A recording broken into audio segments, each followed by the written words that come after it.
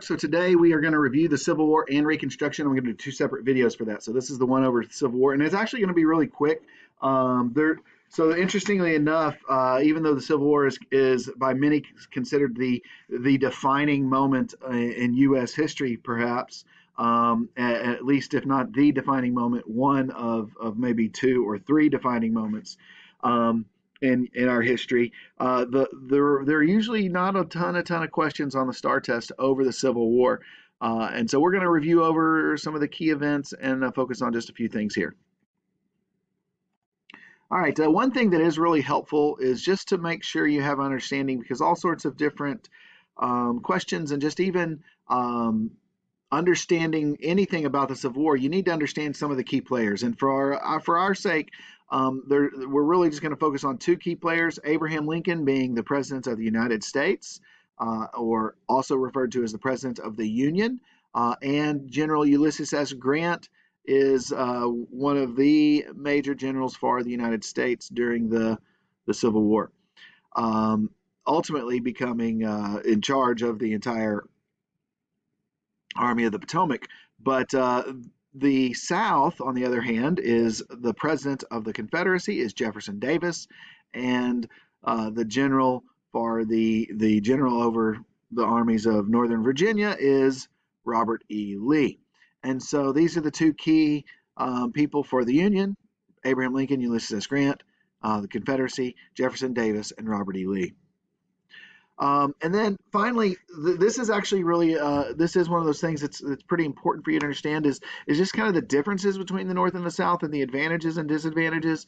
And the North really has a lot of economic advantages. They've got more people, 22 million more people. They've got more resources, more factories. They've got more transportation. They can get the goods that they need. They can get the soldiers that they need transported quickly. And so they've got a lot of economic and infrastructure type advantages that ultimately are going to lead to the victory. Leadership: the North had Lincoln, the South had General Robert E. Lee. The naval power: the North had a more powerful Navy. It actually had a Navy. The South really didn't have a Navy to begin with. They developed one, but they don't really have one at the beginning of the war.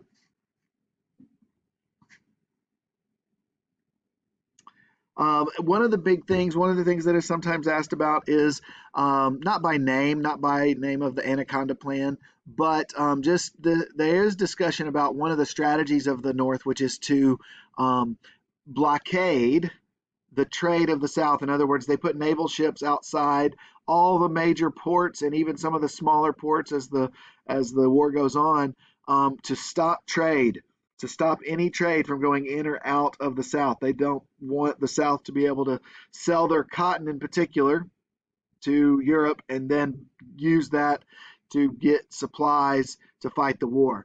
And so they're stopping as much trade as possible. We're not going to get into the too much of the early fighting very much, but just recognize that especially in the Eastern campaign, the early campaigns in the East, things went better for the Confederates than it did for the Union. And Stonewall Jackson was one of the reasons for this. His leading on his battlefield tactics and his leading his men ultimately often led to victories for the Confederates. Robert E. Lee, obviously, also an important part of that. Battle of Antietam is an important one. It is because of the Union victory at Antietam that Abraham Lincoln felt the freedom to and felt like, oh, that's the victory I needed to issue the Emancipation Proclamation.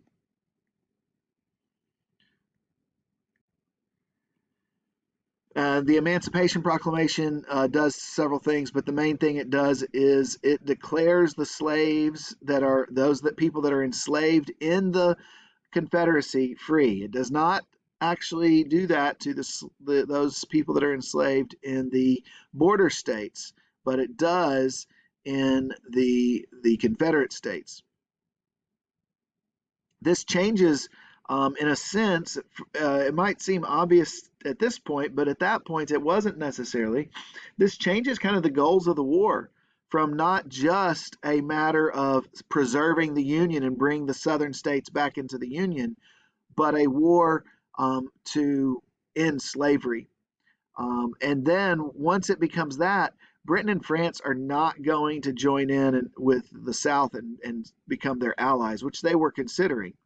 They're not going to become the Southern allies and support slavery. Um, and if this is successful, and a lot of the enslaved people do go free, then the agricultural production of the South would decrease because the labor would decrease. Turning points, Gettysburg is a major victory for the Union in the North. Uh, Robert E. Lee had invaded Gettysburg, invaded Pennsylvania, and but is a spectacular defeat for the Confederates and a major victory for the Union. The Confederates would never be able to invade the North again after this point. And then this is actually one of those few questions that is asked more often than many others, not a ton, but more often, is the Battle of Vicksburg. And what does the Battle of Vicksburg do? Well, the Battle of Vicksburg is a Union victory, and it cuts off, so it's right on the Mississippi River. So the Mississippi River is right here.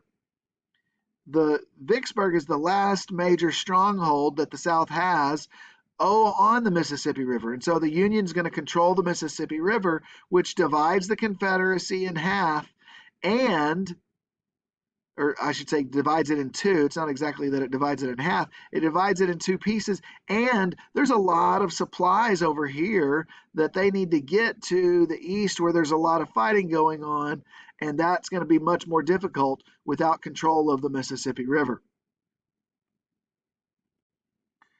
Ultimately, the war goes on, and the Union turns to total war. This idea that we're going to destroy not just military, but even property of the people of the South in order to get them to kind of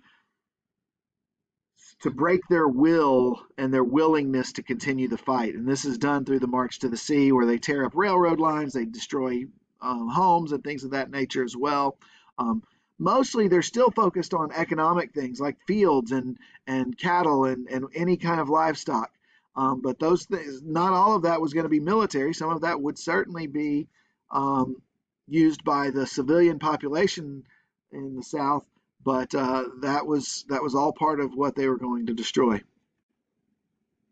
Lincoln is reelected. The most famous thing about his reelection is his second inaugural address, and in it he says, "With malice toward none, with charity for all, with firmness in the right, as God gives us to see the right, let us strive to finish the work we are in, to bind up the nation's wounds, to care for him who shall have borne the battle, and for his widow and his orphan, to do all which may achieve and cherish a just and lasting peace among ourselves and with all nations."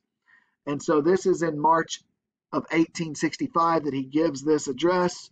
1 month later, he will be assassinated at the end of the war. But by March of 1865, it is clear that the Union will win, the Confederacy will lose. It is just a matter of time, and it's actually not much time. A month from now, the Union will have won.